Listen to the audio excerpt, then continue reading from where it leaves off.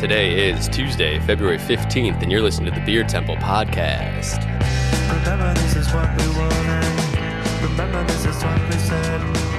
To never be heard or seen from again. Remember, this is what we wanted.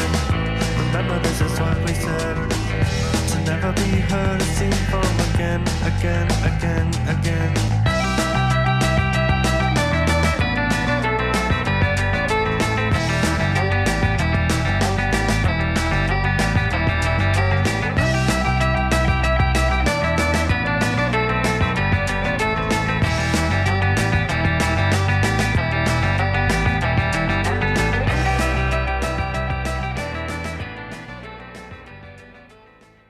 Hello, welcome to the Beer Temple podcast. Today we got like a classic Insiders Roundtable for you. Mm-hmm. I'm already liking it. I'm liking the having a good voice day. The Valentine's Day kind of. Yeah, no, I could quiet tell storm. Some days are good days for the voice. I sang bass too in the DePaul choir, so some days you can get back there. But I'm your co-host, Mike Shalau from Is Was Brewing. I'm here with my co-host, Chris Quinn. Yes. From the Beer Temple. Chris, how's it going? It's going well. I'm looking forward to it. This is I'm excited about who we've got on the round table, kind of an L table. Yeah, that's right. We're in the Fox room. R for round. Yeah, we're in the Fox room today at the Beer Temple. No studio BT. A little bit chilly and full of shit right now. Just like this show. Yeah. Mm-hmm. Yeah. Full. Busy. Icy cold and full of shit. Yeah, and full of it. But yeah, looking forward to it. There's some guests that we'll get to in just a moment that I'm excited to have back on the show after a while. And but before that, we got to do our housekeeping. We got to thank everyone for coming out. We have to thank everyone for listening. We have to thank Lumpin' Radio for having us, for hosting us, for putting us on the air. WLPN 105.5 FM here in Chicago. I would normally thank the fearless leaders, most notably Jamie Trecker. I cannot do that. Why not? Well, because as we speak, Villanova is playing Providence, and Jamie always likes to needle me about that. So He didn't go to Providence, did he? I don't know. Okay. I don't really care. I just know that he... Just likes to needle you about. Yes, about Providence Villanova and Villanova. Yes. How are they doing? I don't want to look actually because it might upset me. So I'm going to look check later. just in case. Okay. Well, thank you. I'll only tell you if it's bad news. Okay. They were winning when I left. I waited for the last moment, and my daughter has to practice sports a few times a week. Like she likes to kind of practice, and I told her Just watching in general, the game. Just general sports? Yeah, well, basketball in the winter. It's usually softball. Oh, yeah, you're good. Oh, good. Nice. I mean, it's only halftime, but I think you're all right. Wow. No. Providence ranked 8th? Yeah, it's number 10 versus number 8. Anyway, I also want to say if there's any a little bit of a background noise. We're not in the back room. We are in the single back room. Den. And we do have the D&D game going on, right. and they're at it. They're having a good time in there. But they allowed us to have this room, so we have to thank them. Very kind. Well, They sent us on many quests to be able to earn the right to be in this room. Exactly. None of us came back alive, so you might not be hearing from Doug for a while. It's true. Bad rolls for that guy. Yeah. How are you? What's new with you, man? Good. Good. We brewed a cool beer on Sunday. Mm-hmm. Brewed a collaboration with Avery from Keeping Together. Nice. Making a little saison with some pu'er tea, which is like a aged fermented tea. Smells like pu'er. It does. It's real sulfuric. No, it's known for being really like mushroomy and earthy and like forest floor and not having a lot of astringency.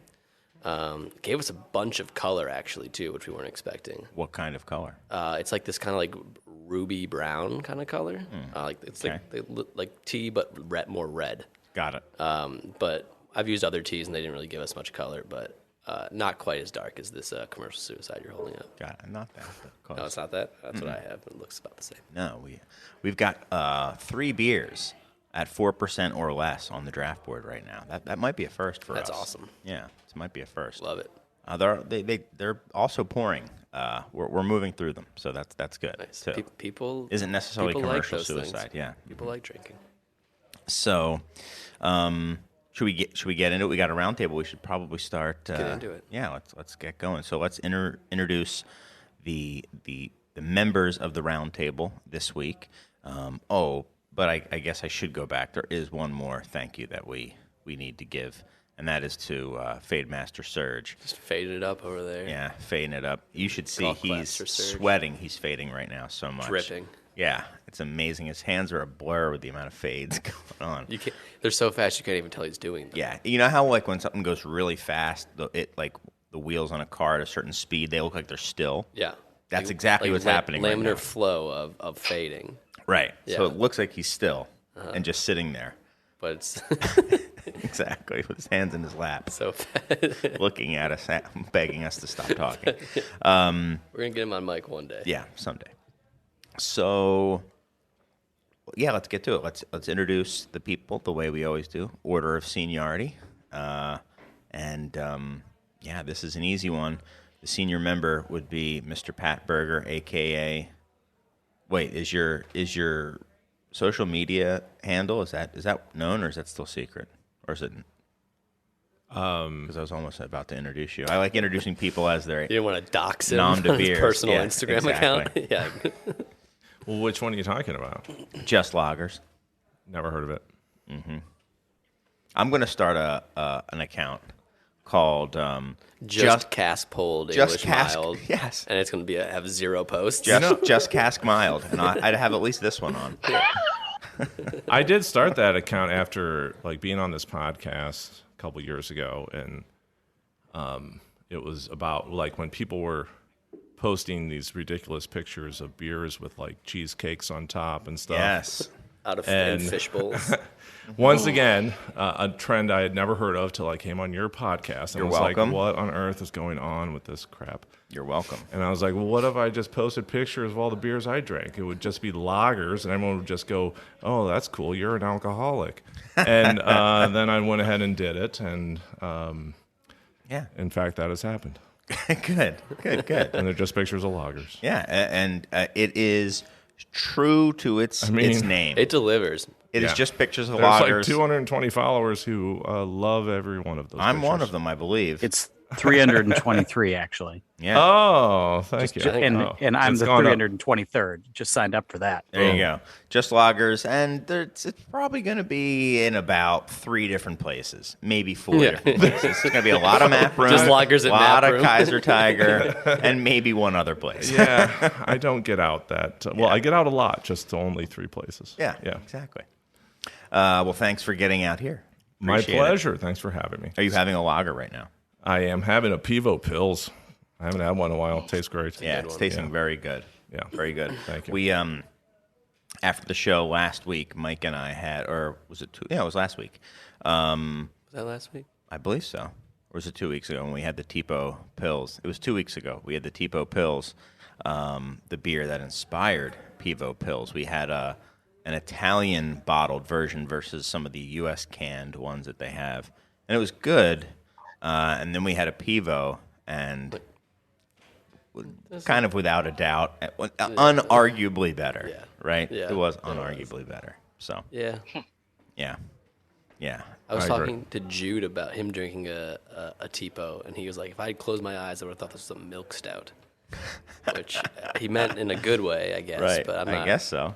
Yeah. Huh. I don't know. a I've been an very, old one. That's a good beer, Tipa. I don't. I've never compared the two. Mm-hmm. They're different to me. Yeah, they are. Yeah. But there's some similarities as well. They both have this kind of like floral, perfumey hop thing that I get in both of them. Yeah, so. for sure. So anyway, All right. Thanks for drinking lagers. We'll see you next time It's my with pleasure. a lager Yeah. update. You could be like the weatherman. You come in for like a moment, say, "Still drinking them." All right, back to the map room. Yeah. And then we'll go. Our next panelist is the beer scribe, Mr. Andy Crouch. Been a while, man. Good to see you. Looking very dapper. Thank you. So as I sit here in my closet, trying not to wake up my 1-year-old daughter, who is on the other side of this wall, this is where I get relegated to in the Insiders Roundtable podcast. I've not been here for a couple of years. I didn't know you guys were still doing this. I thought we took a year off. We took a year off and we came back. You had just gone back to schlepping beer and doing your thing, but no, you're back on the mics. Yep, we're back on the mics. Kind of doing it during COVID. I took a much needed break that extended into kind of a maybe year or longer break. There were little episodes, little teasers sprinkled in there. Might have been 2 or 3 within a year, but beer didn't seem that important for a little bit, did it? Yeah, it certainly wasn't something that I had been honestly looking forward to doing something, taking a break, but my co-host Mike has reinvigorated me. What is that beer? What is that bar in your virtual background? This is great radio, by the way. But your co-host nailed it. It's Scofflaw. Oh, yeah, I used to spend a lot of time at Scofflaw. Lived down the street. That's right. Oh my gosh, I can see outside. It is a beautiful bar. It is really cool. Otherwise, you'd be looking at my wife's sweaters and my daughter's clothing and some whatever other crap that we got lining this room in here. But can't see any of it. Yeah, I've dragged in an old chair. That belonged to my grandfather. I'm drinking a Suarez alt beer and enjoying the ambiance of this closet. So. Sweet. Well, look, it looks beautiful, and you're looking great. You're looking quite dapper. Thank you. You got a little product in your hair, as my 6-year-old son calls it. Oh no, this is natural, my friend. That's natural? This is just what it does. My God. Yeah, up top. It's one of my few redeeming qualities. I'm jealous. Hollywood hair. I'm very jealous. Yeah. Okay, well, that's kind of got me depressed a little bit. But good to see you. Good to see you. What's new, man? What's new with you? What have you been up to? It's been a long time. It has been a while, and I think can't remember the last time I was on, but basically since whenever we last spoke, right before pandemic, my partner John Hall and I decided to start a media company that was largely based on subscriptions and advertising. That happened in about September or so, or November of 2019. Solid timing on that. It also, we're going to go on a bunch of road shows, go and speak at a bunch of conferences. Yeah, drum up. Yeah. Mm-hmm. Yeah, that worked great. That worked real well. Went headlong into the pandemic, covered some COVID, did some of that for a while. And just like everybody else, pivot, doing new stuff. So now we're doing our, the Beer Edge is the company with, John Hall and I, he does the Drink Beer, Think Beer podcast every week. I do the Beer Edge podcast less frequently, basically when I get around to it. What is that? Tell me about that podcast. We just talk, basically I talked to a lot of writers lately. I just talk to folks who I want to talk to because, podcasting, basically in pandemic, if you were like a middle-aged white guy, you basically had to start a podcast. So this is what I landed on. So just, I'm just talking to other writers. Now I'm working my way through Europe at this point. We got an episode with Melissa Cole coming out. Talked to Matt Curtis a couple weeks ago. Owen Walsh, talking to a lot of those folks. But John and I are just plugging away, doing some podcasts. Got some fun things going on this year. Maybe get back into some events. But I guess the thing we're doing recently is we just announced a partnership with Pro Brewer, where we're doing content for them and that website. So doing a lot of stuff about how to better manage your brewery, how to work better with your vendors. All sorts of really exciting stuff for most of the audience, I would think. But just keeping it out there, just trying to do what we do. Beer writing has not always been in the world's greatest place in the last couple of years, and we've consolidated quite a bit. But despite having some hardship in the last 2 years, we actually are kind of coming around the other side of things, and things are going pretty well. Oh, good. That's good to hear. Because I like reading both of your works, Mr. John Hall, great guy, and also great bow tie game. Yeah, for sure. Solid. Yeah, I mean, Maybe they're both from a Mr. different era Crouch with his hair and the bow ties. He's so dapper now. He's got to keep up with John Hall. I mean, it's really he's designing like these hoodies that I'm wearing. Like he's a merch man. So if you want merch, you got to go to the website. He's all about the camp. If you want merch, go buy it. Mm-hmm. Yeah, he's all about the Camp Rauch beer. It's all all that merch is in his basement. Someone's got to buy that stuff. So. This week in Rauch beer. Mm-hmm. Yeah. That site is inexplicable. Facebook group is inexplicably taken off. There apparently are more than 1,000 people in this country or around the world who like Rauch beer. That it was very surprising to me, but it's enough to generate some merch, some glassware, and those folks are fanatical. So you got to feed that base. Rauch beer people are a little weird. I have to say. Are you one of them, Pat? Are you a Rauch beer person? Oh wait, I like it, of course. yeah, that's true. You are. Yeah, you are. I Is forgot that. it a lager? I forgot. He's a huge Rauch beer guy. You're calling us weird? Yeah, no, you're fanatical. You're fanatical. Do you not like Rauch beer, Chris? You have a podcast about beer. I'm the fanatic. Okay, Yeah, well- whatever, dude. Yeah. How many collaboration beers have you brewed? Would you estimate very very roughly, Pat? Oh, I don't know, 20 or 30. How many of them have been a lager or a Rauch beer, or a smoked beer, I should say, any kind of smoked beer? One has been a smoked beer, and I don't know, 90% have been lagers. Okay, only one smoked beer. Yeah, Okay. with Crowley. Yeah. I remember it. Yeah, it was too smoky. It was quite smoky. Yeah, we argued about that, and I thought I'd won, but he's the brewer, so he threw in 15%. I wanted 10. Ooh. Okay, quite a bit. It was too much. Even 10 is pretty can be pretty assertive depending Yeah. on I agree. what you're backing it up with. Yeah. Well, I think it's time. Well, let's get to our final guest. Very excited. Sorry thanks for your patience, and it's been a real long time. It's great seeing you. I haven't even seen you in geez, probably it's since been eons. a long time. Mr. Grant Pauly of Three Sheeps Brewing. What's up, dude? Hey.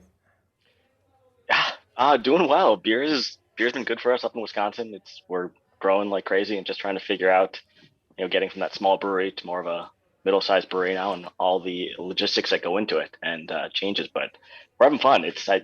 We're 10 years old this year, and Wow. I feel like we're finally just figuring it out. Kind of hitting our stride, and it's been nice. It's been really nice. Yeah. But I don't get to come down to Chicago as much anymore because I'm just a office jockey now more than anything else. Yeah, I know. It changes. I know how it Yeah. is. And I think I looked for you the last time I was at the Great Taste. I feel like that's my one chance to catch up with all the Wisconsin people that I never get to see. But I didn't see you this time. Maybe just kind of, I don't know. But anyway. We went for a big booth and they ended up putting us off to the side. We took up like 8 parking stalls, had a mini golf course, had some comedians from Chicago up that were just roasting everyone playing mini golf. It was a blast, but we were a little off the beaten path for it. Nice. Well, it's thanks for coming on, and glad to hear things are going well, and good to see you. Thank you for Same here. coming on. I'm excited. It's nice to have good people, nice people on every once in a while. We're very good at having curmudgeonly sticklers. We're very good. You got to lift a lot of weight today, Grant, You're going to to be balance lifting that out. a lot of weight, Grant, on this one. No pressure. I'm sitting right here, Chris. And I'm right. It hurts. It hurts a little bit, but it's true. Yeah, I mean, come on. We all know. We all Got to know. admit it. Yeah. It's true. So let's quickly go around the table. Anything that people have had lately that has been exciting to them, or that they're looking forward to having, that they're excited about trying? Anyone? After our collaboration day with Avery, I had some bottles of some Oliver's cider and Perry. Yes. That were probably like 5 or 6 years old. I found them at Artale in Rockford. They're like the last bottles on the shelves there, so who knows how long they'd been on the shelves. Mm-hmm. Friend of the show, Aaron Slager. Aaron Slager, great guy. They were great, really delicious, kind of a little funky. The Perry tasted like a tiki cocktail. And it was crazy. It had these like coconut notes and some like falernum-y, like cinnamony, allspice notes to it it was just bonkers. Cool. Yeah, it was delicious. Yeah, Oliver's Perry. Yeah, Very cool. they were wonderful. Yeah, you can get a little bit of his stuff now, but it's like collaboration stuff that I think he has canned, I believe, over here. I don't know. This was these were 2 old Cajun corked 750s. Oh, yeah. They were like 4.9% alcohol. So I'm like, I can't guarantee these are gonna be any good, and they were fantastic. Great. That's awesome. Those are always fun to come across, things like that could go either way. Right, they were great though. Awesome. Anyone else? Well, on the way here, I stopped over at Owen and Engine, Okay.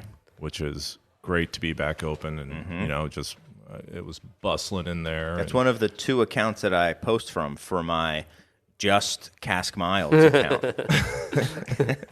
I know I didn't go for the cast beer. I'm sure it was terrible, but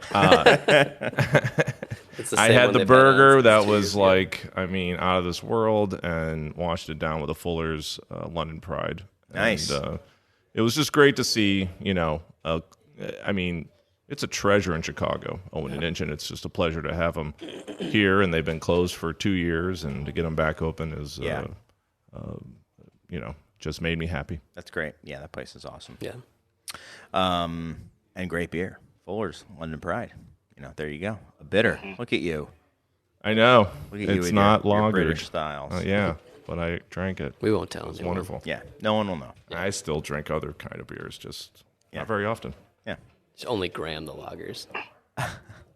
Well, So I had a beer came in that I hadn't seen in a long time. It was Schlafly's TIPA or Tasmanian IPA. oh, the Tippa. Yes. Yeah. I hadn't seen it in years. No. It showed up in like sticker labeled cans.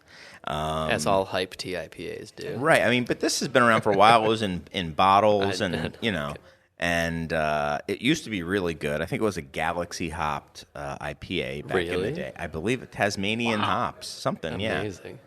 And I was like, well, let's see what it tastes like now. Didn't have that super pineapple-y thing. It was super green and oniony. Which is Yeah. like the only person They who did it for you. I loved it. I was like, oh, this is amazing. How much do we have? We only had a case, and then it was like immediately gone. Because as soon as people don't know to not listen to me because they heard me talking about how great it is, and then like the next 3 people in the shop came and grabbed it, and then it was immediately gone. And I think I only got like 2 cans of it, so I'm gonna have to get another. I demanded. I don't do it often. I let Steven order for the bar, but I said you gotta get a half barrel of this stuff. So we're What are you trying to do? Run a successful business by selling the things you bought? Right. Yes. No. Not the stuff I like. Amateur. You gotta be more like me. Well, This is how he Yeah. works, though. He works as the influencer. He just stands around the bar and goes, "Wow, that this one's amazing."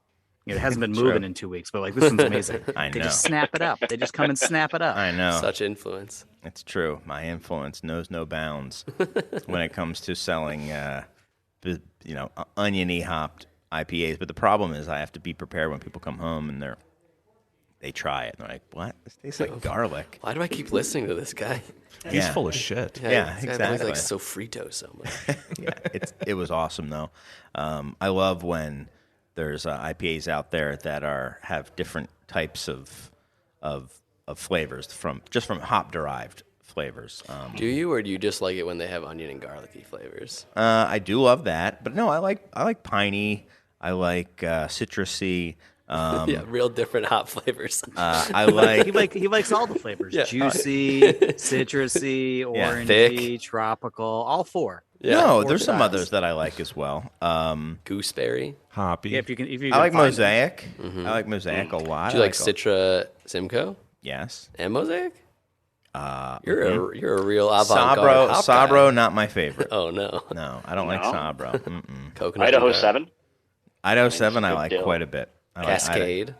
Cascade, of course. Love it. What about Fuggles? Not a Fuggles guy. Kent Goldings, all day. okay, all right, all all right. day. But not Fuggles tastes like dirt to me. Saz. Of course. All right. Yeah, so there you go. Good. Oh. Good get a rundown on Yeah. which hops Chris likes. Yes. So if you have any of those hops, you can mail them to the Beer Temple. I'm just kidding. No, don't send them to a brewery to make a beer that I'll like.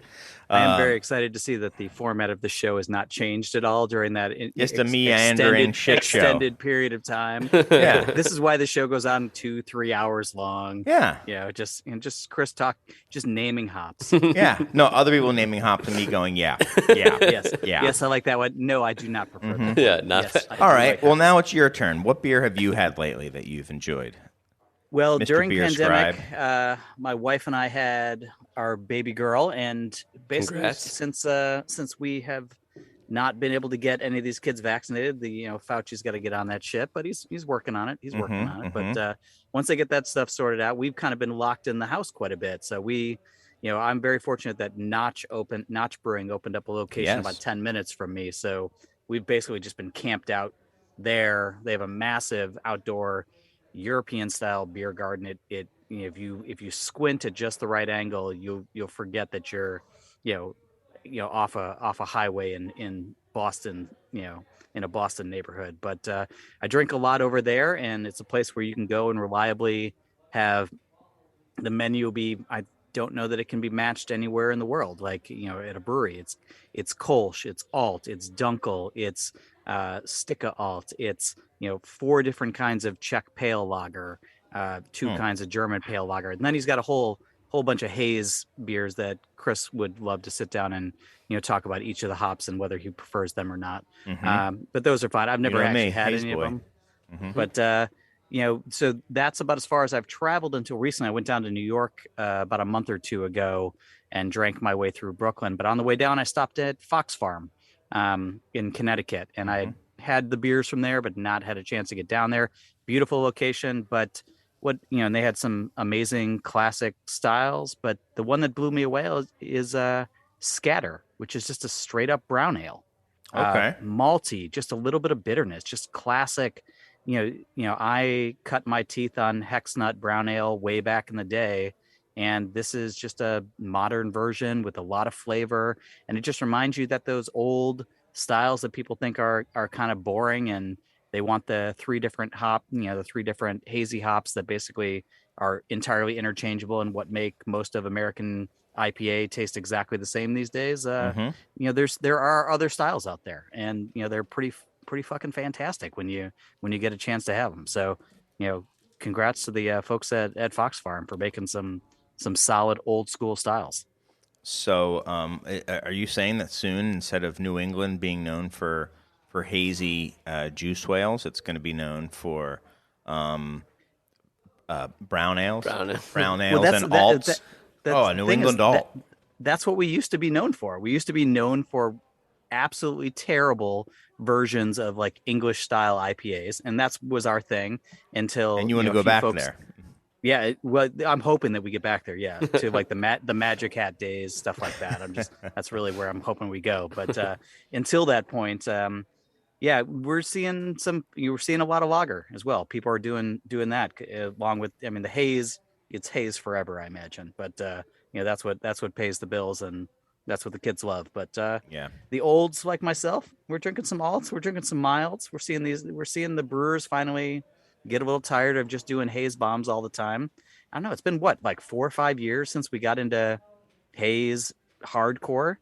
I think people are getting a little. Usually we had like turnover every 18 months in craft beer for years and decades, and then we kind of stopped doing that, and now we're kind of stuck in this haze hegemony, and now maybe we'll move on to some classic styles, or at least some of the olds will drink those. Myself included. I've noticed as a famous haze fanboy on this show for years and years, you cannot talk about beer without me just bringing up how much I love hazy, juicy beers. But I have noticed that they've started to. The profile of hazy beers, I think, is also changing. So even hazy beers themselves, I've noticed they're often becoming drier and a little more bitter. There's been a couple times or at least one notable time that I can think of, where I was drinking through a brewery's IPAs that they had brought, and their West Coast was sweeter than their hazy. And I was like, all right, let me go to the West Coast because I'm going to want it to be bitter. I'm like, oh, okay. It's definitely fruity, but it's a little bit sweet. And then I had one of their hazies, and it was dry and bitter. And I was like, hey, look at me. I'm a haze boy. Everyone has forgotten how to make West Coast IPA. We stopped doing it for so long that everyone forgot. And like to the point they're like, Green Flash is selling a 100,000 barrel brewery now. They're like, nobody knows how to make this shit anymore. So like, we'll get rid of it and then just produce haze there. Right. Well, and can you imagine if people put out West Coast like palate wrecker nowadays? Like that dichotomy Yeah, from what I a know. hazy is, like it would just people wouldn't be able to comprehend it. Yeah, I think a new West Coast style is going to be in that 70 to 80, and it's going to seem crazy, but it's not going to be anywhere near what it was before, and probably for a good reason. Probably a good thing overall. Yeah. I think Yeah. there can be some palate wrecking beers, but for the most part, I think the toned down version of the West Coast IPA is probably better in most settings, I would say. Yeah. Yeah. Well, I agree. also with that, I mean, I think coming with the new hops, including those into the West Coast style, is going to be fun. Back in the day, you didn't have all these crazy experimentals, the Stratas, the Cashmeres, those sorts of things that are fantastic. It was all Simcoe, Centennial, Cascade, that world that, Citra, if you're feeling feisty. And I'm excited to see the new West Coast kind of blending the two together. Mm-hmm. And I think that's what they're doing. And I think, like I said before, I think the hazies or the New Englands are starting to, dry some of their beers out sometimes too, which is, I think, really what I did not like about. I mean, one, I do think, Andy, you were right. They can be a little monotone sometimes, but also they're just they become too sweet for me, and it's hard to drink a lot of. I them. think in pursuit of thickness and mouthfeel, like they sacrifice Double C dryness. thick. Like when you have really good versions of that in New England, most of the time you aren't like, wow, that's sweet. At least Right, when yeah. I would go back home and try them. Like when I went to Hill Farmstead, I did not have the experience of this being a sweet beer. Mm-hmm. It was actually incredibly light, but it was very full on your palate. And so in pursuit of trying to get that fullness, I feel like brewers were like, well, one way to do that is to raise the gravity. And then like, oh, people like that one? Okay, let's finish this at 6 Plato now. Right. So, Yeah. but hopefully we're ebbing back the other way. like Got to you have said. my King Julius. I was on a Zoom event yesterday, and someone trolled me with King Julius. Get outta here. Yes. Yes. So thank you for that. You're welcome. Yeah. That guy gets a free T-shirt, And right? the co-host was like, "What is this? They want to know what you think of beer." How do you say this? I was like, "That person's just being a jerk." And she's like, she couldn't believe that I had like said that to somebody who was asking a question. Guy listens to my show. He has to be. I didn't even explain it. I just said that person's just being a jerk. It was a charity event, and Chris is just like shit talking. That was like, It exactly. was a Yeah, 6-year-old kid who had a stutter. Yeah, exactly. He types out his stutter. Yeah. Yeah. He was, I guess it was, dictating. He was dictating. Yeah. I figure we could have a little bit of news, maybe get through this one pretty quickly. This just came out yesterday, the news about, I saw Modern it Times. yesterday. I Yeah. don't know when it. Yep. Yesterday. Yeah. yesterday. So, in a nutshell, they're closing, what was it, four locations. I think they've already consolidated a bit, but they are... Another 5. Oh, 5. Okay. Up and down the West Coast and bunch of, No, 4. I read Portland and Oregon is separate. Sorry, you were right. 4. Yeah. 4, having to let go of a bunch of people, and then on top of it, kind of contracting their distribution footprint, which I believe is kind of a series of now steps where they've gone kind of smaller and smaller now.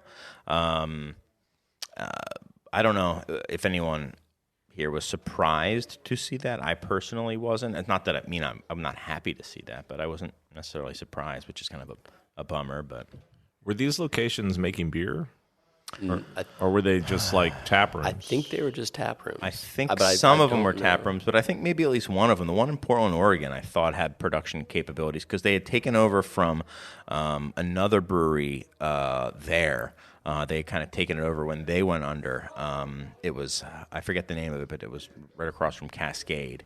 And right across where Grant saw me and my friends blackout drunk. Oh, one that's time. right. That was Yeah. an amazing night. Yeah. Yeah. Yeah. What was this? My one last beer ended up turning into a few hour. Yeah, and then he was Party just fest, like yeah. silent watching us in silent horror. And it's funny, then I hadn't seen him till right now. I wonder why. Yeah, it's It's kind of weird. weird how that worked out. But Wait, what were you anyway, doing? it was CBC. We were at Cascade drinking like double You blacked out digit. drinking I Cascade? didn't. I didn't get literally. I didn't black out, but I was I with feel like I was you're- with Boston I Joe, feel and like Boston Joe I think did I blackout. feel like your body would start rejecting that because the pH of your stomach would get so low Right. before you got like, I too had a drunk. lot of candy cigarettes on me, so I was just pretending to be cool and eating the candy cigarettes the entire time to kind of balance out my pH. Pretending is the operative word. There. Yeah, exactly. Yes. Yeah.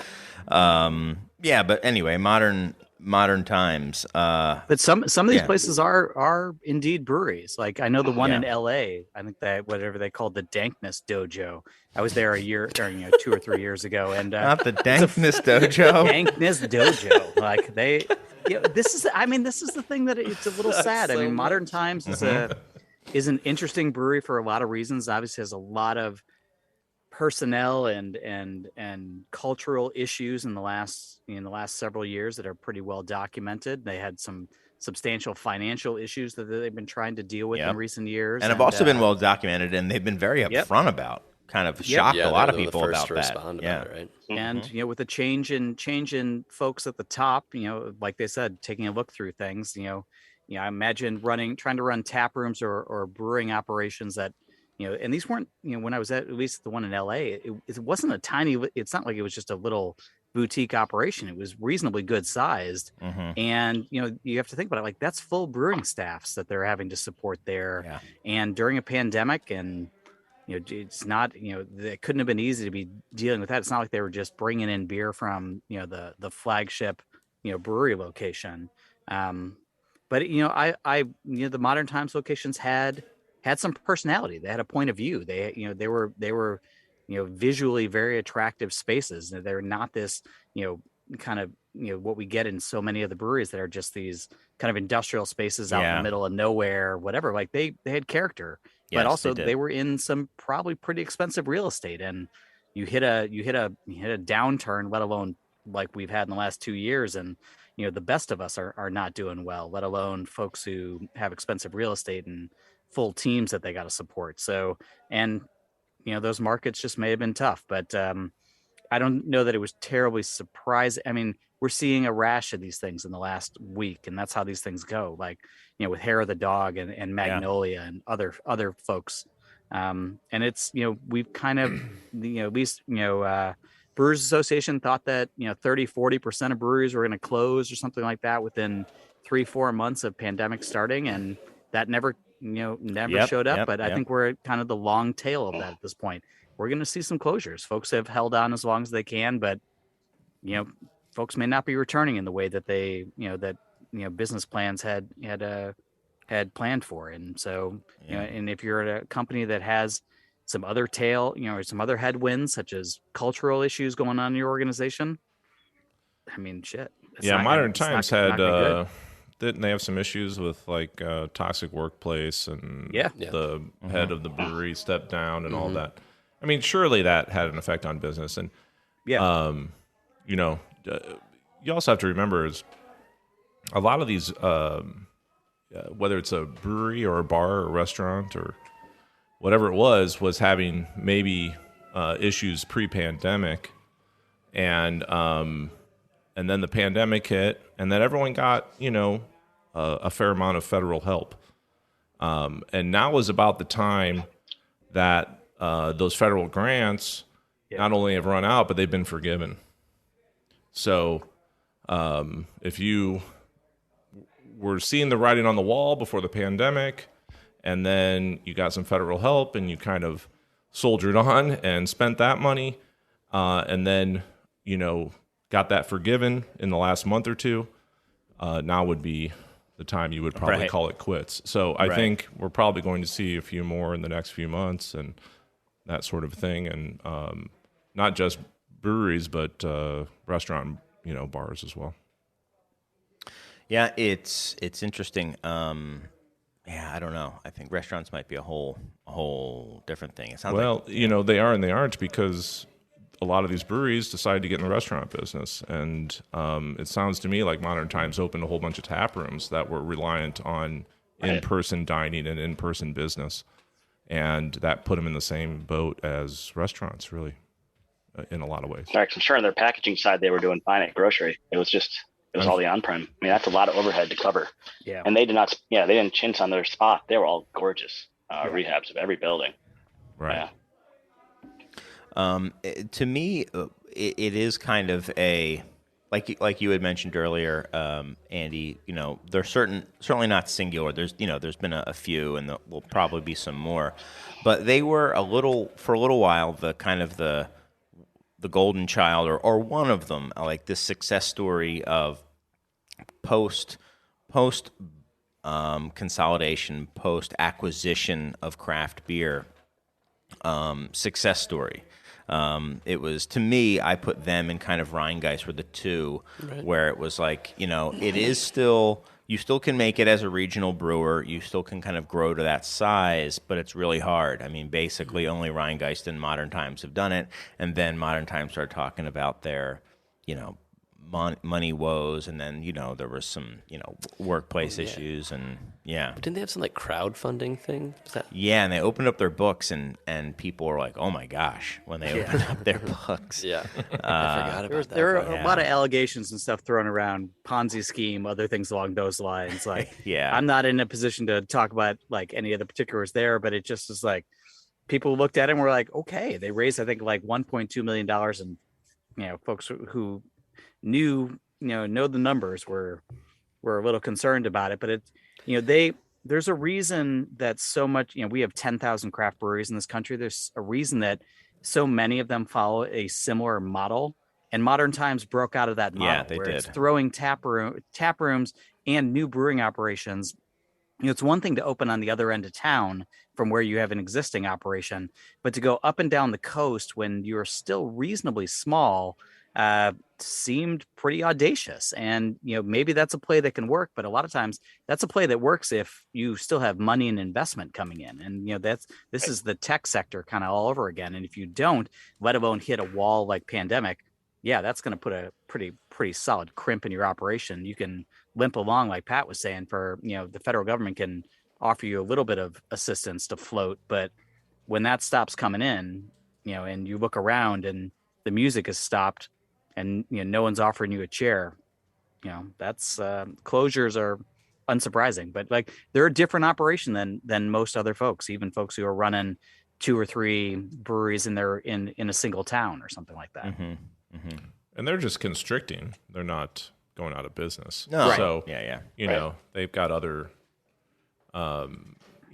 factors there where they're like looking at what works and what doesn't, and tap rooms aren't working right now, and they haven't worked for 2 years.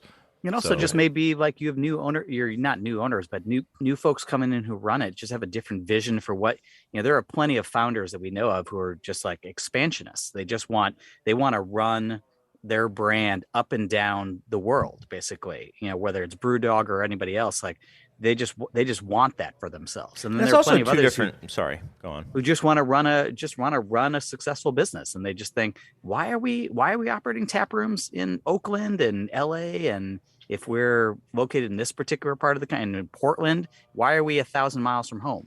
Well, I think it's also a personality type too. There's people who are good at coming up with an idea and getting something off the ground, and maybe not the best at running it, but they're good at getting a new place. Stone is an example. Stone's like, let's put a brewery in Berlin. Sure, that makes sense, I guess, theoretically. Like, in that, we'll see how that went. Like, or let's go to Richmond. Let's do folks had a lot of great expansion ideas for a while there, and then the realities of the world, we're not kind. Right. And I mean, some of them, did lay down huge amounts of cash to open up a second brewery on the East Coast and stuff like that. That was a while ago. But we are seeing a lot of this contraction now where people are going back and kind of trying to reset in a more typical distribution model, right? Right. Well, I think, like, if the pandemic hadn't happened, this would have been a very interesting test case, because I think the idea of having to have a significant share of mind of a market and be perceived as somewhat local to that market is important for craft beer.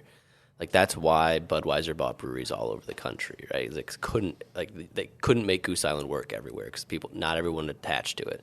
So them trying to be a brand that was relevant to local places made a lot of sense if that tap room could also operate and even just break even if it meant that they could get better placements at grocery stores and better pull through at grocery stores because they had better share of mind. But when you're closed for 2 years, like it's not, or for however long they actually were closed, then that blows up that entire way of thinking. The reason that blows it up is because the tap room no longer was something to just break even on. Right. It became It was a total the sink. make or break of the brewery. And that was a trend that, once there were way too many breweries, which, by the way, there are, and, there continue to be, they had to figure out another revenue source that wasn't the traditional way breweries get money, and that was the tap room. So I think then that became like, well, it used to be we're going to try to sell 80% out the door and 20% in the tap room. Then it flipped. We're going to sell 80% in the tap room and 20% out the door. And obviously a pandemic was not kind to that, but most people were able to pivot. Those that didn't, they're. I would guess that wasn't their model, though. They're a top 40 brewery volume-wise in the country, and selling that out of 6 or 8 locations isn't going to get you to top 40. And they're not going out of business either. But they're saying those places that were relying on the taproom model, we're just going to. You're not talking about Modern Times. You're talking about other. Oh, I'm talking about Modern Times, but but I'm talking about the general trend. It's. It became, we need to sell all this beer ourselves, and if you were trying to do that in a taproom setting, the last 2 years have been tough. I agree, totally agree. So if you have monster production breweries and you have these little tap rooms that are draining you, you're just going to pull out. Canarchy now does literally have monster breweries. Yeah. What I was saying, I think that they were just trying to operate them as marketing. I mean, we saw wings. Three Floyds do it. We saw Rev do it for a while. It was like, why am I, even bothering with this tap room during this pandemic? Yeah. When the production brewery is what makes my pays my bills. Right. And those are fundamentally different models. Or those Pat, you seriously think there are too many breweries in this country? Absolutely. Oof. I don't know about that take. No. What's your take? What's your take? Andy? Tell me. I think that but for pandemic, pandemic really, shook everything loose. A lot of these breweries had upended the model. They became the neighborhood bar. You look at Chicago, where I grew up, it was the town of neighborhood bar. And then, for a variety of reasons that became, less and less the case during various administrations. But I think that, these breweries really have done well across the country. There are plenty of places where you get lawyers or accountants or doctors or whoever shouldn't be in the business opening places for vanity exercises. But if you're smart about it, this country, I think, could easily sustain 15, 20,000 breweries if they are Andy, in that taproom model. if you asked me if there were too many bars pre-pandemic, I would have said yes as well. There were too many bars pre-pandemic. And in certain places, unquestionably so. And Chicago obviously has had a huge... how does breweries turned into bars there are 10,000 breweries around the country. 10,000 breweries around the country. There are, I don't know how many bars are in Chicago. More than 10,000? No, 3,000. I think. But it's like 2,000 of them are breweries. That is true. That's straight from the BA. You got those right out from Burt Watson. The BS. We used to have 10,000. Yeah, we used to have 10,000 liquor licenses, but that was Chicago is, I guess, daily. a good example. Are there too many breweries in Chicago? Well, that's the only perspective I have. Yeah, and maybe that's actually a good question. I don't know the answer to that one. I don't think there are. It all depends on what the brewery owner wants to get out of it when we get to that, question. Are there too many breweries? Are there too... No, there are exactly as many breweries as there should be if you want to look at it that way. It will sustain as many as can exist. Well, not if they're closing. Are there breweries in Chicago closing? Not now. Not yet. Yeah. So then, as of now, there are exactly as many breweries as there should be, or there should be more. We also went through the worst pinch point in financial history. One of the worst ones here, and the predicted number of breweries closing did not come to be. We're a little ahead of the curve of the average number that, it was something like used to be 50 opened a year, 50 closed a year. And then things went haywire and it was, 1,000 opened a year and Right. 100 closed a year, something like that. Yeah. But breweries have this extraordinary lifespan, like unlike most businesses that last. Your average small business has a lifespan of an incredibly short period of time. Breweries don't. They just last longer than perhaps they should in circumstances. But we've only seen maybe, I don't know what the numbers are for 2021, but it was in the low hundreds. Like, it was shocking how few actually closed, and it was not that much above the normal number that closed. So that's my only point. Well, I agree, but I think a lot of these breweries did get a federal crutch, and we were talking about So did the restaurants, though. Yeah, a lot of businesses. So did bars. Yeah. Absolutely. Yeah. Absolutely. And there's a lot of restaurants that are still open that probably would have closed if it weren't for the pandemic. Yeah. To be honest with you. There's also a lot of restaurants. But there's a lot of restaurants that also closed during and the then pandemic. opened up, which breweries can't really do as easily. They kind of closed and went dormant, and then opened up, like Owen and Engine. Yeah. You know, Yeah. like just Yeah, kind of, I'm so happy to hear they're back open. I hadn't heard that yet, and so just I like know a that week- they had week or two closed ago. down for so long. That's fantastic news. Yeah, I also think it's a good place to point out that I think breweries have done, and maybe it's just the nature of the business, and it's not necessarily anything that the marketing teams have done a much better job in the last decade of connecting directly with people than at most bars or restaurants, making people feel ownership of that space. so ownership of or feeling a part of what is being created there, for sure. And feeling whether or not it's true that it's more than just the transaction of I give you money, you give me alcoholic liquid. Right. It's a connection. So when the pandemic hits and you're like, I want to, and it becomes like your civil duty to support your local businesses. One of the first places people wanted to support were breweries. And 100%. Yeah, we felt that all the time. I mean, the people that came in and bought our core beers from our tap room when we just had a little window you were buying beer out of for 6 months. Yeah. It was amazing. I mean, people from hours away would go with they'd get their whole cul-de-sac. They'd all take their order. He'd come in once a month and pick up a pickup truck of beer. They'd tip our bartenders like $200 and they'd go. And it was nice because we were doing enough to go that we actually had all our bartenders turned into more like retail. So like they're all getting paid baseline 14. They're still getting at times like $15 an hour tips from everyone. And I think that's part of why breweries were overall did well, because we had the advantage of easier to go packages. Crowlers, for one, people loved. We were still able to make a bunch of fresh, unique beers, something different, and then just to go that people did not want to see us go. They cared. It was nice. Yeah, local manufacturing is, I think, something that does just kind of speak to people, especially when what you're manufacturing is an alcoholic product, or just anything you can actually go and consume. Right. We're in the same building as guys who make audio equipment. That's cool, local manufacturing, but no one else in the neighborhood knows they're there. Right. And like no one's going to rally around an audio company. It's like breweries have done, and I don't know if it's all the credits due to the marketing teams of breweries or the BA for positioning that way, have done an incredibly good job at seeming very important, vital parts of communities. Whether or not that is true, it's how people feel about it. That's for sure. But it gave people the opportunity to feel, also like they were having an experience. I mean, when you're drinking at home and you're having, one of Grant's beers or just a beer from your local favorite place, it makes you, especially during the last 2 years, it made you feel something. Right. It made you feel connected. It made you feel part of something, and as opposed to just the dreary ass nature of shit for the last 2 years. So to tie this back to like, are there too many breweries? If 9,000 of the 10,000 breweries were able to successfully have enough people that wanted to come and support them through a pandemic.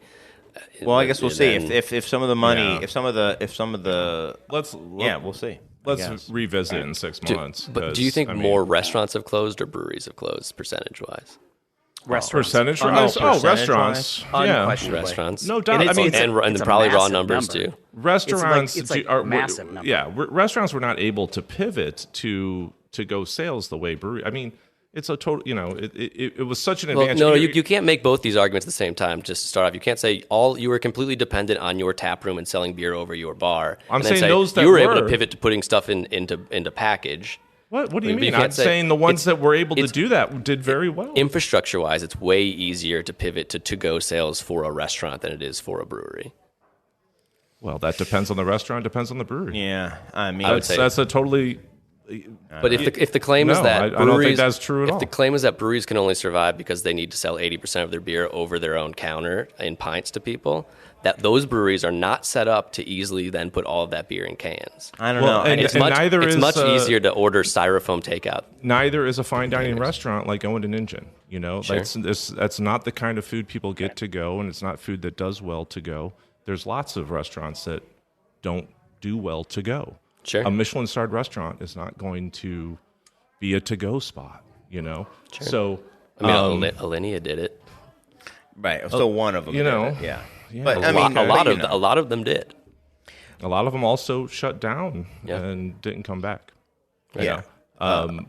And as you said, a lot more restaurants closed than breweries. Yeah. Yeah. And I think, you know, it's not a contest. Yeah. I'm I'm not not- like I'm not fighting saying- over who I'm not saying had a it's worse right. pandemic, but I wasn't saying if it's we a were contest, fighting but- over it, the music venues would win. Yeah, that's true.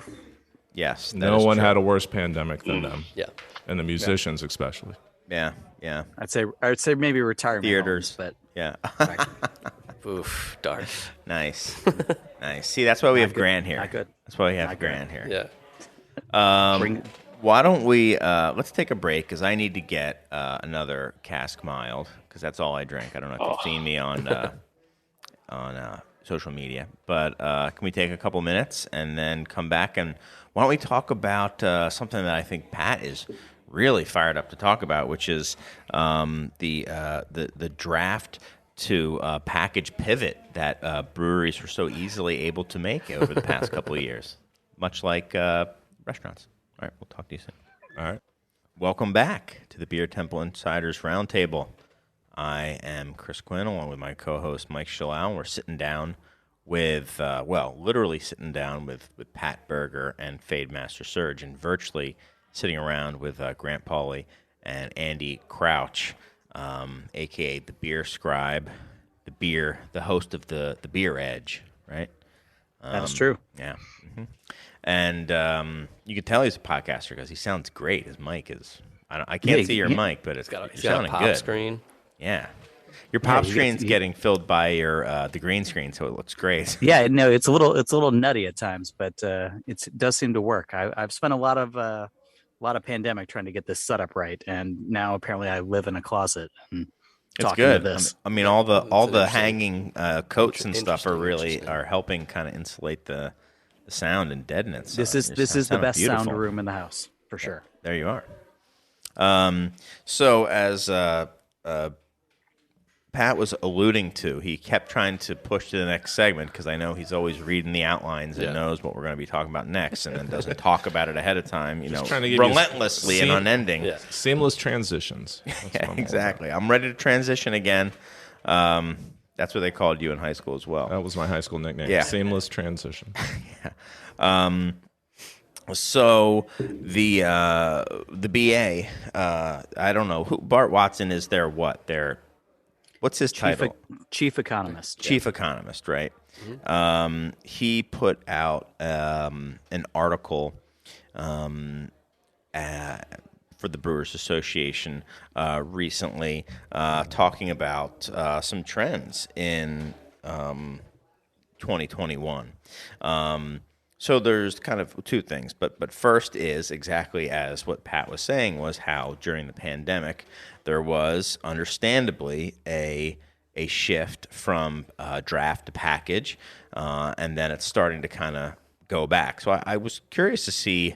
I'll talk about it a little bit, but I wanted to throw it over to you, Mike, and also Grant, the two supply side folks here, and kind of get your reactions to it and see if it's kind of jives with what you've seen and experienced yourselves. But so in 2019, pre-pandemic, craft breweries that were designated by the BA to be, independent craft breweries were 60% package, 40% draft, with a third of draft sales coming at tap rooms and brew pubs, and then 2/3 via distribution. And then in 2020, it was 76% package, 24% draft. So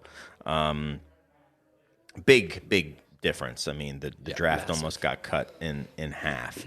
And then in 2021, it's coming back. It's 67% packaged, 33 draft. So not all the way there, but you can see that, it tells a story. If I had to guess, it would be that tap rooms and bars are back open, and they are now able to send kegs out. And I would expect, based on this, is that those numbers, in 2022, we might see it get back to really close to 60-40. My guess is a lot of people hope it can get there, both on the supply and the retail side of things. But yeah, I just wanted to just started off your take on that type of pivot that's occurred over the last year or 2 years ago versus kind of last year, and where you see that going into 2022 and how it's affected you overall. I mean, I'm probably a bad example. I know. Bottle conditioned saison, so we were 100% basically package for most of that time. We would do like a keg or two off of a 7-barrel batch of something. So we're actually doing more draft now than we've ever done, but that's still like less than 10% total.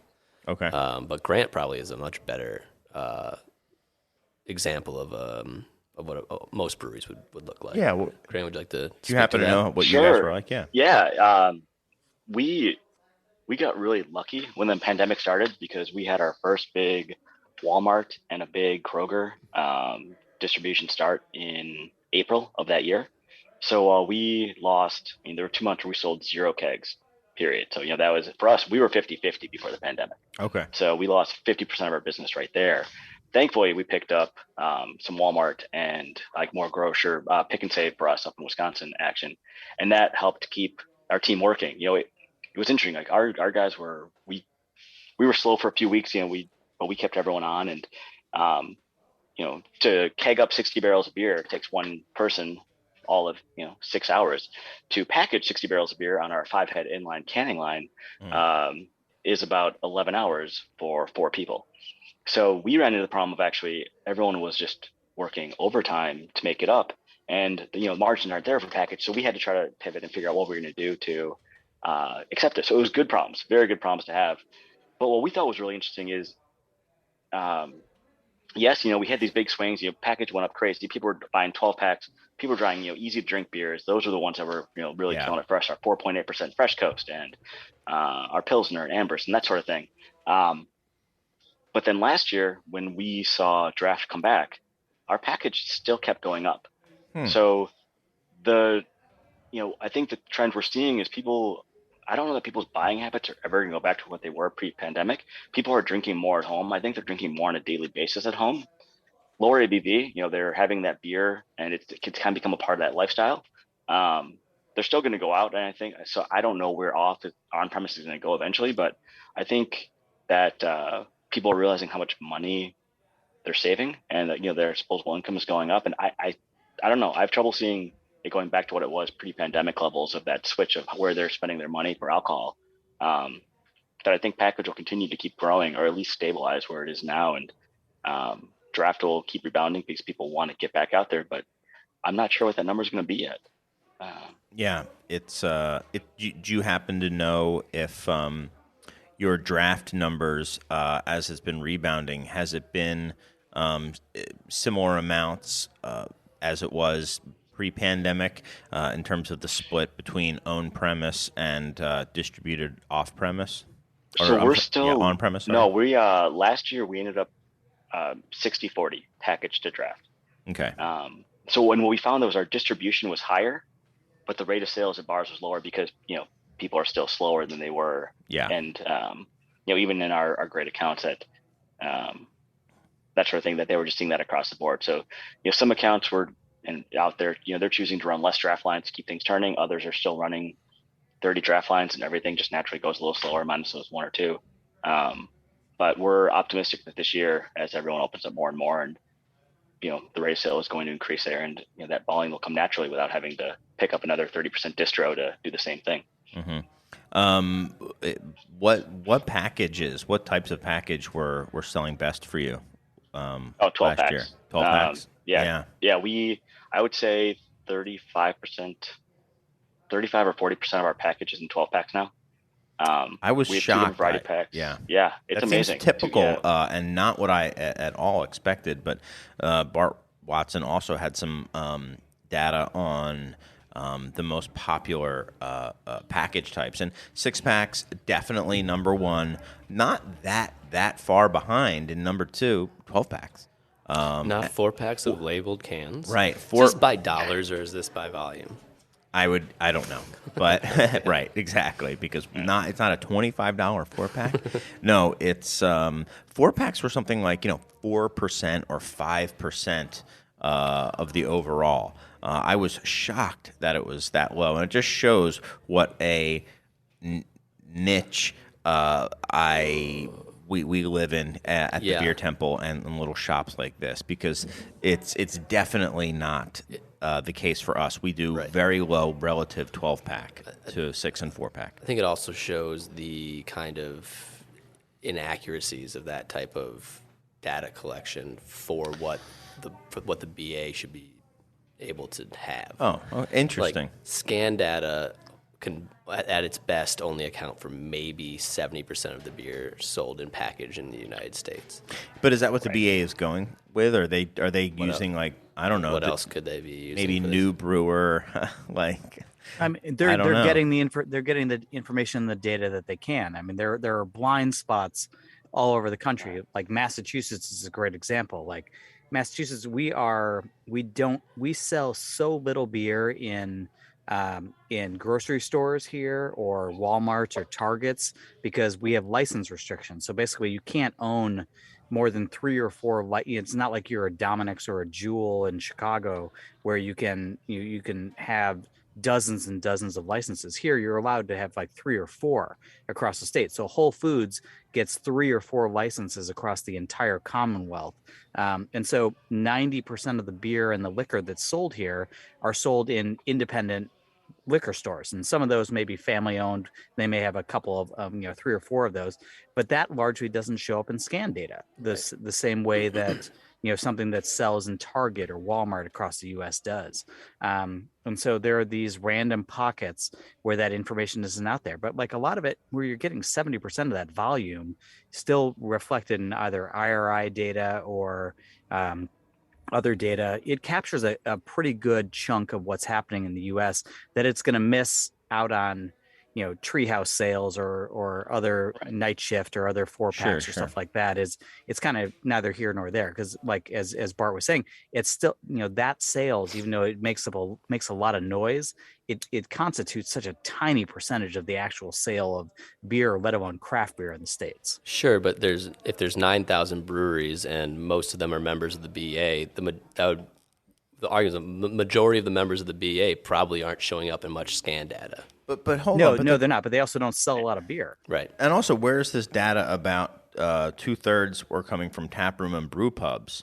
The 2019, right? But so okay, well, they're getting some data. They're getting that's data not from like Arrived Yeah. and other places like that. I mean, there are other. They have to dig deeper down because you can't just go to one source. You can't just go to IRI or somebody and capture the entire country. You need to get deeper. And there are places like I said, like Arrive that are capturing hundreds and hundreds of breweries around the country in the tap room space. And I think that's just going to get better. And I think data is just going to get better and better along those lines. Yeah. Agreed. Sorry, I had to send a very important text message about something that just happened that is a positive thing in my life. Anyway, moving on. Good. Yeah. I'm happy for you. Yeah. Pretty rare. Yeah. So do you expect, I guess you already kind of answered it. You think that draft is going to come back, but maybe not fully all the way. I tend to agree. I think people are going to take a longer time. It might even be a generational thing. It might take a long time for people to kind of change this habit. They're more likely to Netflix and chill. You know, they're going to sit in, they're going to sit on their sofa, they're going to watch a movie, they're going to watch a first-run premiere movie on HBO Max rather than go out to a movie theater and maybe go to dinner and then get a drink afterwards. You know, they're going to sit in their house and they're going to get a 12-pack of beer and then also a 500 ml of local Saison. That's right. You know, that's what they're doing now. That's right. Well, and it's not just that, but they also invested so much in their homes, their backyards, their garden. And people, Very Home true. Depot, all those places were out of everything. Yeah. That they now have created their own bars in their spaces, so they're going to have those for a while, and they're going to use them. Yeah. This is one of those things people thought was happening and going to happen inevitably anyway over a longer timeline, and it's accelerated. It also could have fundamentally changed like a group of young people's relationship with socializing, right? And that they were already very online. Like, it was already happening. Yeah. I mean, COVID kind of Sped it up. Yeah, just like many things, just like many trends, COVID sped.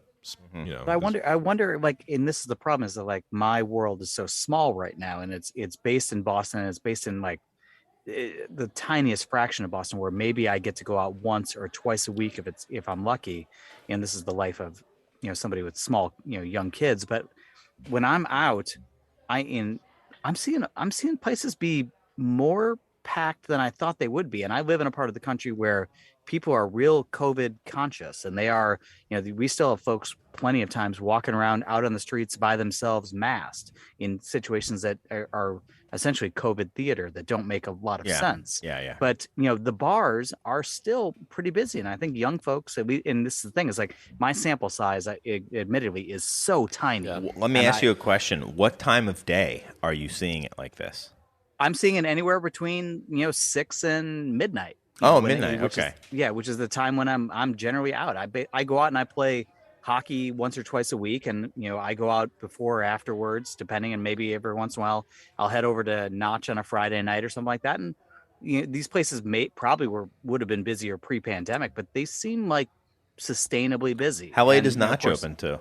Now they're run by olds. They're only open till midnight. So Okay. Hey, that's but way also later Boston- than way most past places my here. bedtime. I mean, Boston's a real sleepy city. Like we don't like to be out past 11. You're trying to find dinner after 8:30 at night. Good luck. Yeah. Well, the reason I'm asking retirement home is I've found our sales have shifted earlier. Yeah, We don't have nearly the late night or later night. We've never been a late night crowd that we used to, but we get this like pre-dinner and shortly after dinner rush. But usually like a pre-dinner and we get like rush. no one after 11 now. I mean, Yeah. we're busy at 5, where we used to not get busy till 6:30, and we don't get much after 11, where we used to go till 2 a.m. I wonder. But I mean, I will say this about like, my small experience. I just have 2 places, and they're both very busy at the moment.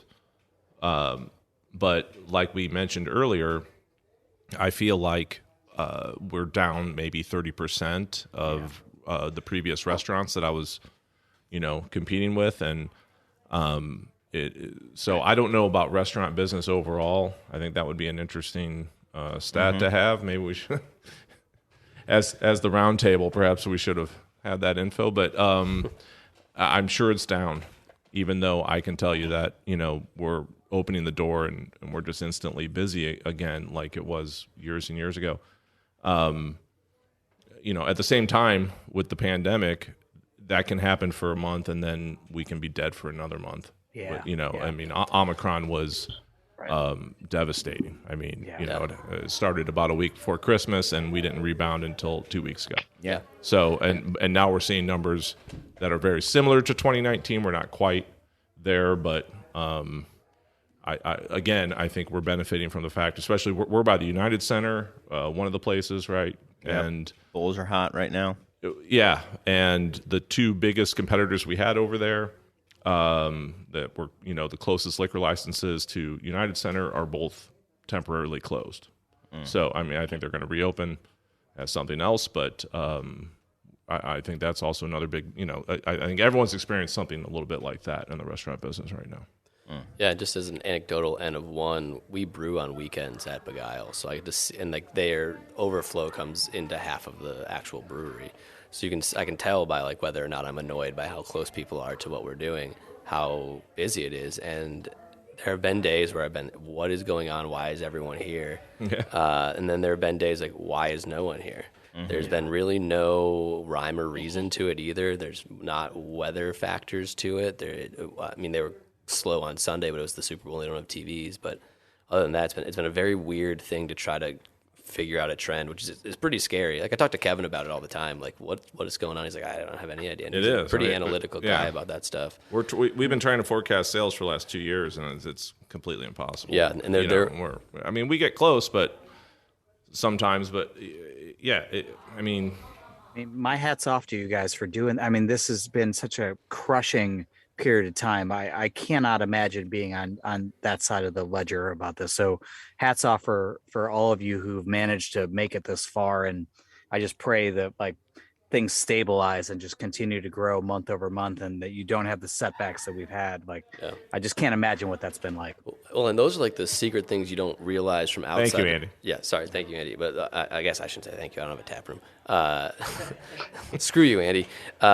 Just keep talking. Restaurants are fine, as I said in the last segment. He doesn't care. Yeah. He's just bottling saisons. That's right. Someone's buying them. I have no idea who. I've never had any of this. I'm not really sure who is either. I'm always confused.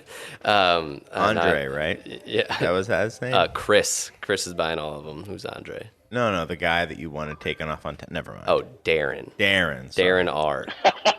I lost my train of thought completely. These are like the hidden things of like when things seem to be opening back up. What could be harmful to restaurants and bars and tap rooms, and it's things like inconsistent business like that, because you overstaff and then you have to cut people and then you can't keep staff because you don't have consistent business, and like that's the type of stuff that as you come out of this will be very, very difficult, because you can't predict. Like if one day you have 7 customers and one day you have 70 or whatever the numbers actually are, but factors of 10 is the anecdotal things I've observed in the Beguile tap room. Like it's impossible to figure out how to actually operate your business on the way out of it. But I don't want to make it a moan fest about the business, but yeah, it's been very difficult. It's been humbling, and what's the next topic? Yeah. All right. I thought Chris wanted to shit talk some Untapped people. Yeah, I do. Yeah, I'd get into that. Perfect. So we're gonna just Darren.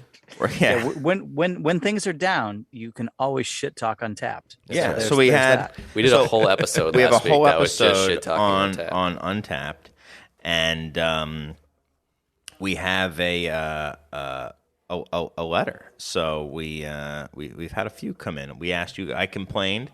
I bitched that the letters have slowed down, and you guys responded. So thank you. This one comes from Brad. This was an electronic letter, and if you guys want to send us one, you can do so. This is maybe my favorite letter of all time. It's from a while. This guy, I love this guy. Great. Okay, should I just get right into it? Yeah. Okay. So Brad writes, "Hey insiders, I wanted to bring something interesting about Untapped to your attention.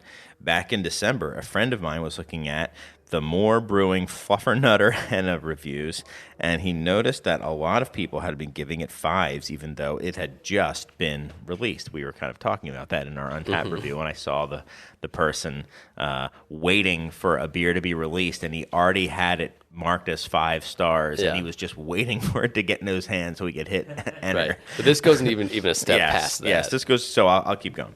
It had just been, even though it had just been released, a couple people gave it a 0.25 star rating. Darren probably did it, calling out the fake reviews. When I looked into it, I noticed, this is Brad saying this, when I looked into it, I noticed that while the accounts had different names, Barry C., Alice M., etc., Darren R., the usernames themselves had a pattern that was only evident if you looked at the profiles. They all had a naming scheme of A, ME, A1, B, ME, B2, C, MEC3, etc., all the way down the alphabet. They also generally reviewed the same beers and breweries. News of the astroturfing hit Facebook, and as you refreshed, the reviews started disappearing one by one. These accounts were turning their reviews private, but if you access Untappd on a web browser, you can type in the profile and they still show up. So what he's saying is the reviews started disappearing, but the ratings were still getting the value. They were still there. They were just making them private. Right. So somebody was noticing it and had been following the Facebook group and started making these things private so you couldn't see them.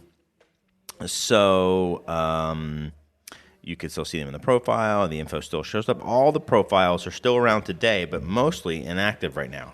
However, the reviews still affect the ratings of these beers and meads despite them being hidden. You can see how many hidden reviews are on a beer by comparing the visible versus number shown in the summary.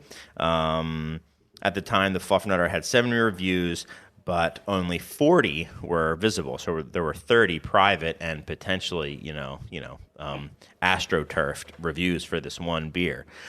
This particular person was sloppy and lazy with their naming scheme, but they've exposed a serious astroturfing issue within Untappd. Makes you wonder how many of the new hype breweries are just buying bottle caps. To be clear, I need to spend more money on that's it. That's why Darren gave you that review, just to reset and make it more realistic. That's right. You saw too many 3-star reviews. Yeah, exactly. That's how you AstroTurf. You AstroTurf with giving name. It is all right. It was the best saison I've ever had. 3.25 stars. To be clear, I don't have any proof that more is involved, and plenty of other breweries plus Pips benefited from this, so I'm guessing it's a bored homer. Love the show. 5 caps all day. Brad. P.S. I had a lot of time on my hands, and I made a spreadsheet. So he made a spreadsheet, which is probably why you liked it, that he shared with us. It's just full on Pepe Sylvia. I'm in my basement with some red yarn, all the President's Men. Brad went full internet sleuth on it. Like, look at this. Look at this. Can make a spreadsheet. Netflix show out of it. It's huge. I know. I saw it. This I is actually one of the didn't big look at this. crises like facing the nation right now. Yeah, is like the reviews, the pumped up reviews on this stuff. Right. Well, it's very to me seems very obviously someone who spent a lot of money on these bottles and is trying to trade or flip them. You think it's a flipper? I would imagine so. Okay. But I mean, it doesn't seem like it's like, I don't think there are untapped click farms or anything like that. but why not? There are click farms for everything. Why not for this? Yeah, you can buy anything. There are people who buy like followers on Instagram and pump up followers on all social media. Why not for this? It certainly happens on Yelp. I always equate Untappd with Yelp. Yeah. They're the same thing, right? It's, and there are fraudulent reviews. There are paid for reviews. There are, armies of friends who will give reviews. There are also competitors there, and there are revenge reviews and all this stuff. Yeah. And Untappd's the exact same way. It's just for beer, right? And like if you're trying to take down Sierra Nevada Pale Ale, which probably has 35,000 reviews, like good luck to you to juke the algorithm. Right. But like for these things that are like 100 or Challenge 150 accepted. or 50 or something like that, a small number of reviews is easy to to kick it in one direction or another. And if it's new, right? And also if you just have to create like a couple of, I don't know if this issue. has to be downloaded to your phone every single time or if it can be done online. I'm not a big Untappd guy, but like if it could just be done on the web, like creating new accounts and doing this, in your spare time while you're watching Netflix, if you're a brewery owner, like why wouldn't you do that? Like, of course, like this stuff is just meant to be like juked. Well, and I heard a stat. Isn't someone said something like 40% of all beer purchases at grocery, like they check their phone before they buy to see what other people are reviewing it. They'll go to Untappd, they'll go to those guys. And Untappd's the easiest one to look up versus Rate Beer. If you're really just looking for a quick and dirty number, that's where you're going. You can scan the UPC, take you right to the beer. So yes, it is set up very well for that. Which is unfortunate. See, Untappd is not there to give reviews of beers. It's to log your beers and what you think about them and what your friends want to hear. I'm disturbed to hear that that Untappd is treating breweries poorly. Like this is news to me. This is not good situation. And I imagine breweries are not going to be are not going to be happy with Untappd for the first time. Like they have loved Untapped Yeah. from day one. It has been a It's a good perfect, relationship. perfect platform. Well, I think it's a love-hate relationship because I will also say most brewery owners or workers, smaller brewery owners, workers, check Untapped a whole hell of a lot more than I do, and probably more than Pat does. I never check it. I don't check it. I never check it. I don't look at Yelp either. Right. I don't either. Even for my own businesses. But I would I don't never listen to anything. If my wife says something, if she has a critique for me, don't listen. I mean, all I can do is She's like asked me to talk to you about that. Yeah. all you can do is Not gonna implore people to like, I get the point of it. I get the point of Yelp. I get the point of Untapped. A lot of people don't want to waste their money, right?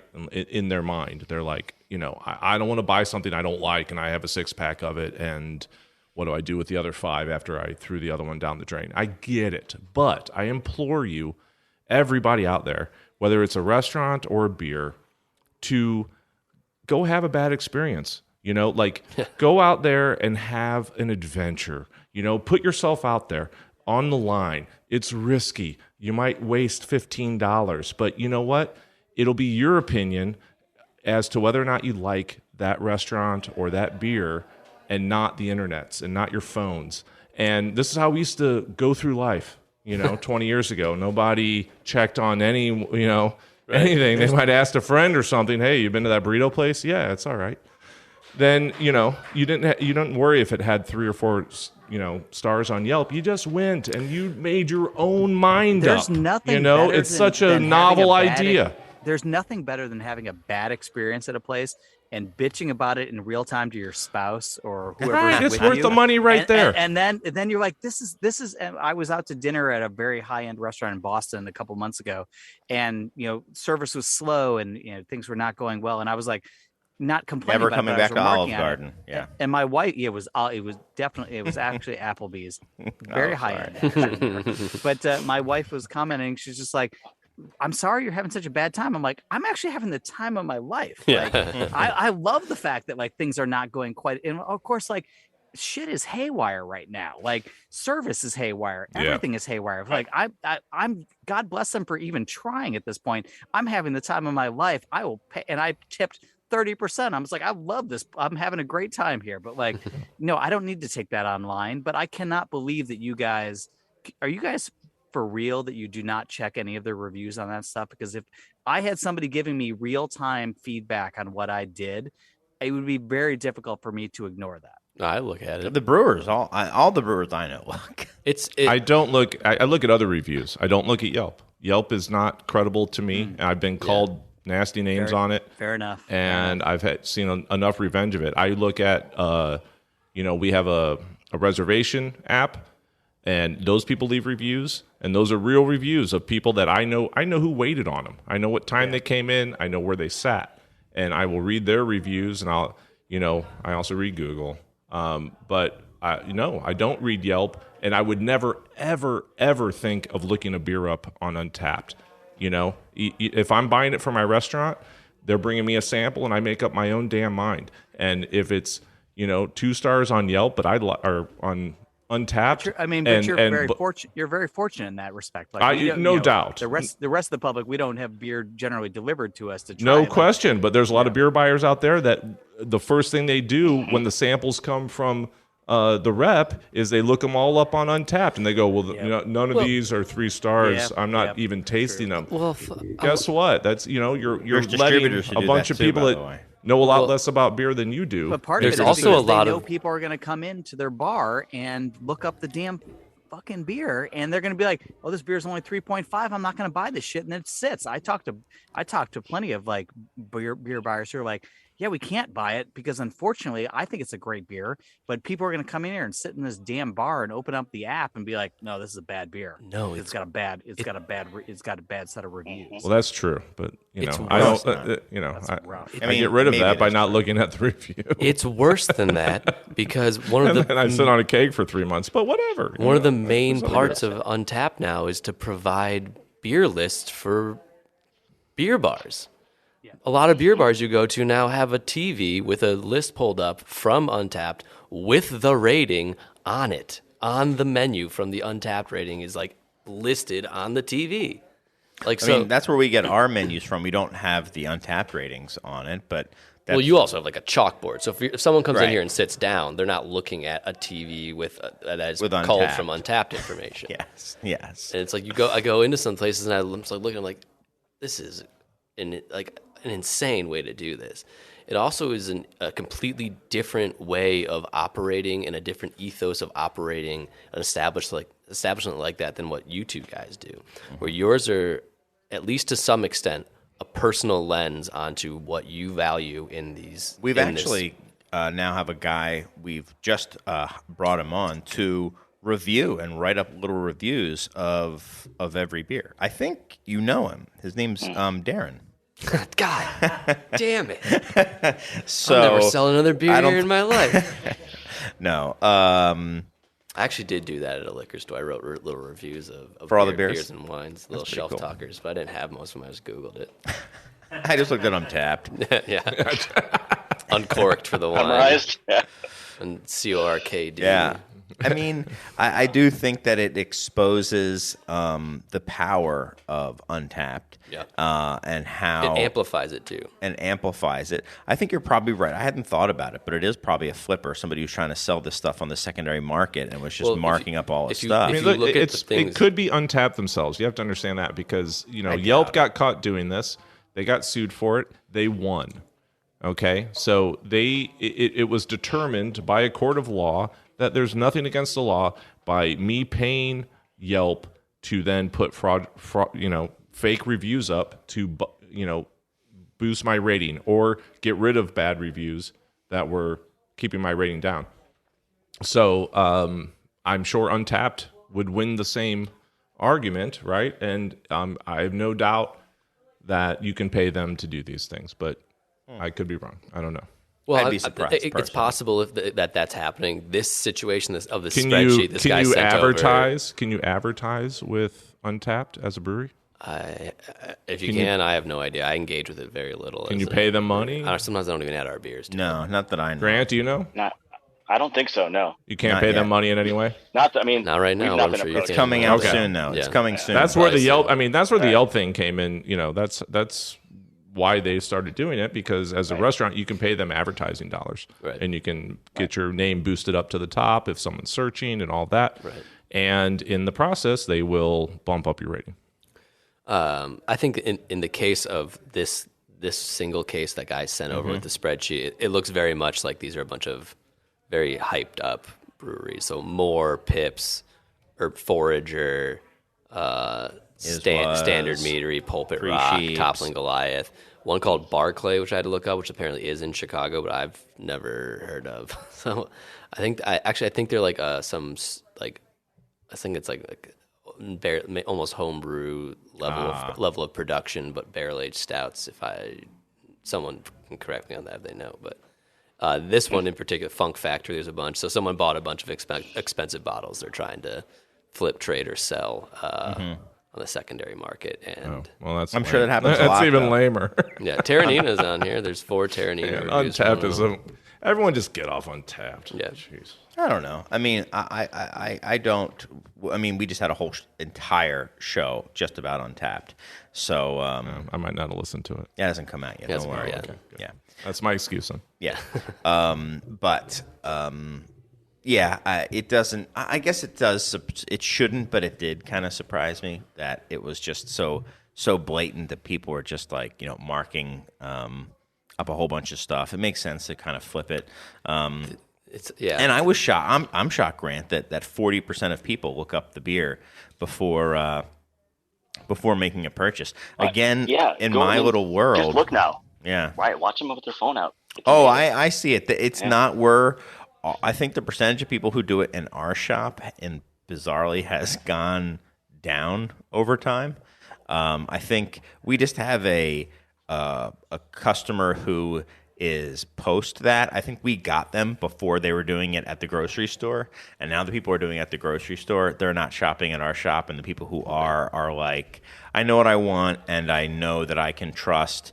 It might even come down to, I know like Max and Ryan is kind of who I'm vibing with, and that's who will kind of pick and I'm out hanging what I out like. near Chris, and Chris is talking about this mild, and I feel like I want to drink cask mild. Tasmanian this IPA. oniony cask mild, Now and they're it's selling no hazy IPA out of the beer temple. It's just all cask mild. they've never had hazy IPA here. It's a Summit dry hopped mild cask.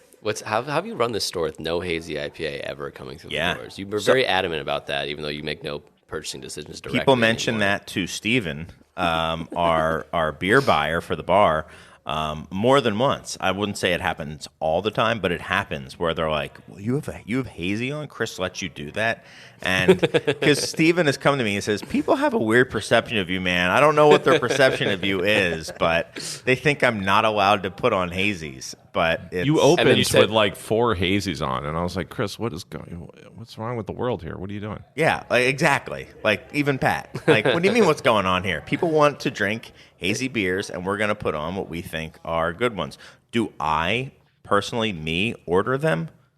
No. I was just talking to somebody today during the 10-minute break. He was drinking a beer. I'm like, what are you drinking? And he said what it was. I was like, oh, I haven't had that one yet. And he was kind of surprised. But there's a lot of beers that kind of come and go on the board. And, I mean, is there a cask mild on? Yes. Well, then I'm probably not going to be drinking too much else. Right. I mean, Pat, do you still drink every single beer that comes through every draft line at both of your establishments? At one of them, yes. At Kaiser, no. Yeah. It's impossible. I mean, I do. I end up drinking it, but do I taste them all before they come on? Yes, I still do at Max and Izzy's. At Kaiser, no. I have a buyer there. Yeah. And, I make fun of them all the time for some of the crappy orders. But, I tasted a few today. I was like, oh, my God. What? And, And then they he told sell, you it was I'm a 4.92 on Untappd. So And our beer sales are way up. that's We're really the busy beers I and, pick are way up, man. I mean, there are permanent taps that are that I put on there, and lo and behold, our top out of our top 5, 3 of them are lagers. Yeah. And that's been that way since pre-pandemic, and that's partly because of the concept, and partly because people like to drink lagers. I mean, I'm sorry, if you want to drink a lot of beer, it can't be stop hazy. hyping up your Instagram, okay? I know. Come on. It's just lagers. It's at just lagers. I have been to Pat's establishments a couple of times whenever I'm in the city, and whenever I'm there, it ends up being like a Pilsner or Kel night, where they That's back right. the truck up, or I end up on the roof with like Lafler or something, and it's like I don't think I've ever had a beer. That's a very at one of your Chicago. bars It's like that and then was I met not Jeff Tweedy. That was not Pilsner or Kel. Like, so I'm Then shocked you're that doing it sell right, Andy. Yeah. You are. Yeah, That's it. There's been at I think least three or four times. you're a smart man. There's been at least 2 or 3 times that Chris and I together have tried to come to one of your bars to drink the unfiltered Pilsner or Kel, and we've gotten there too late. Yeah, gotten And skunked. then Chris won't drink regular Pilsner or Kel, so I No, like to drink other I was beers. like, I'm going to have a good beer instead. If you have Trumer, oh, you don't? Well, I'm going I'll back have to an the beer Alpha King. temple. Yeah, I'll have an I'll Alpha tell you, King the regular always. Pilsner or Kel is incredibly fresh because there's very little coming in, and I don't know if we'll ever see the unfiltered Pilsner again. Yeah. I really don't. They that's sad. dismantled the whole program, and Oh, That's that's a bummer. heartbreaking. COVID killed it. That's a bummer. Well, It's a depressing one less show. One less beer I Always is. ever have to drink again. Non-unfiltered, filtered Pilsner Urquell. There you go. I am totally happy. Never drinking that beer ever again. I like that beer. It's fine. If you like diacetyl, it's cool. Yeah. I mean, it is a flawed beer. You can't say that. It's the original one.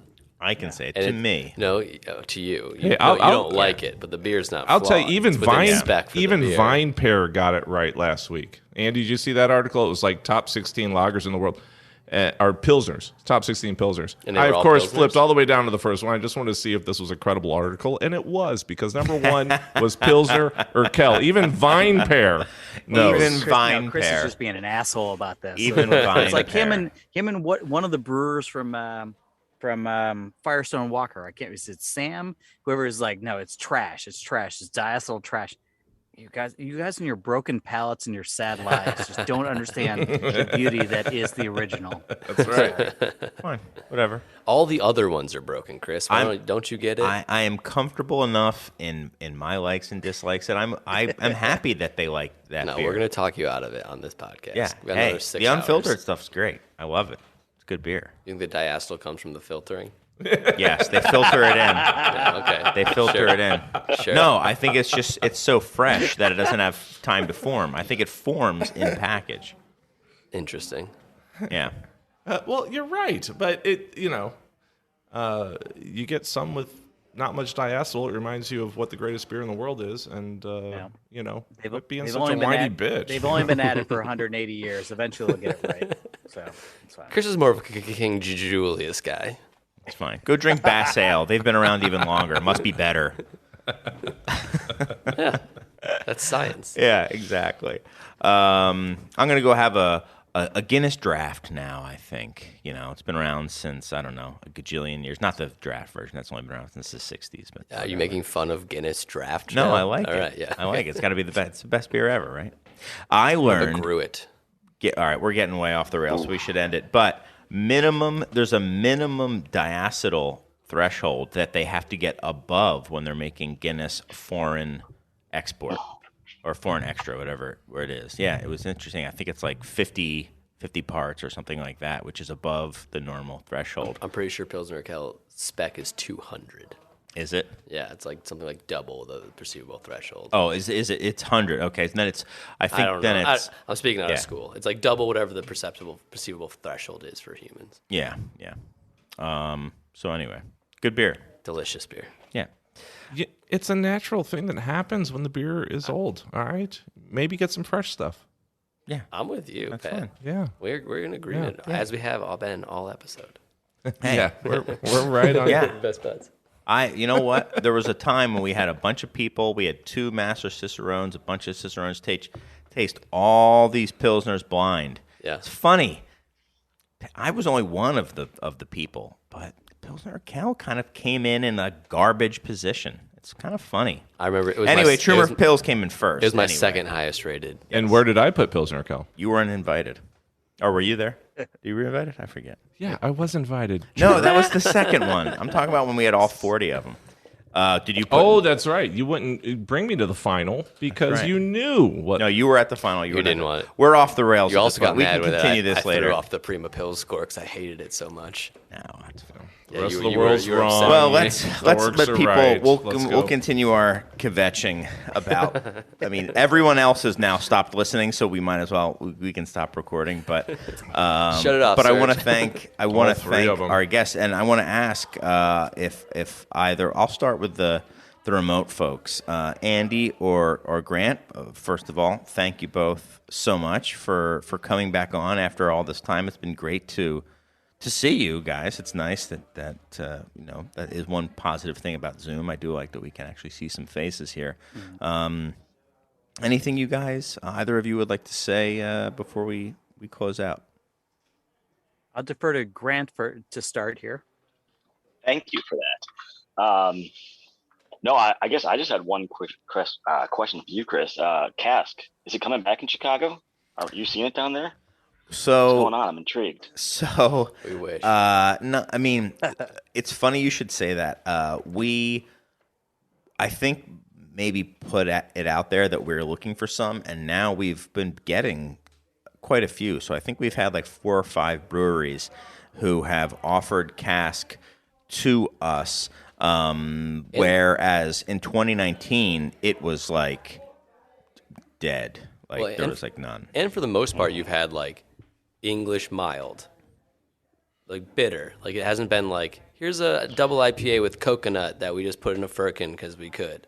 Like you've actually had like traditional English styles. actual Good old English classic cask ale. Canberra. Nice. Yeah. Yeah. We do has use a been very breather, cool. so not technically Canberra, but yes, Oh, very and then much so. trash. Yeah, it's trash. No. It doesn't have Basically diacetyl in it. It's trash. If it doesn't, then it shouldn't it though? You got a breather? little Maybe you bit. should just put it on tap, like a regular beer. Got him. Well, nice.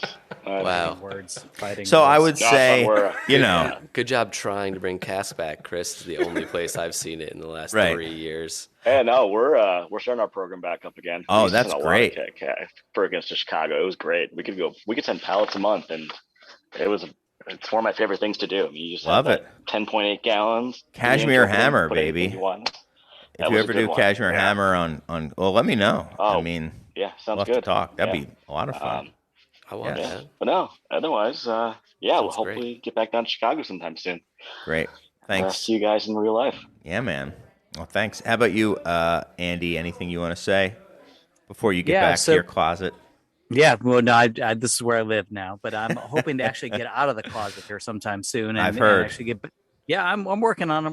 It. It's a day by day process, but get back to I'm hoping to get back home, get back to Chicago at some point here, and see you folks in person. And I think we at Beer Edge have some fun things going on this year that we'll announce hopefully reasonably soon. We got some stuff that I think will shake things up a little bit, so we're excited for the future, and just trying to write about good people and good beer. So it's great to be back here. It's good to see that this format and this whole thing has not changed.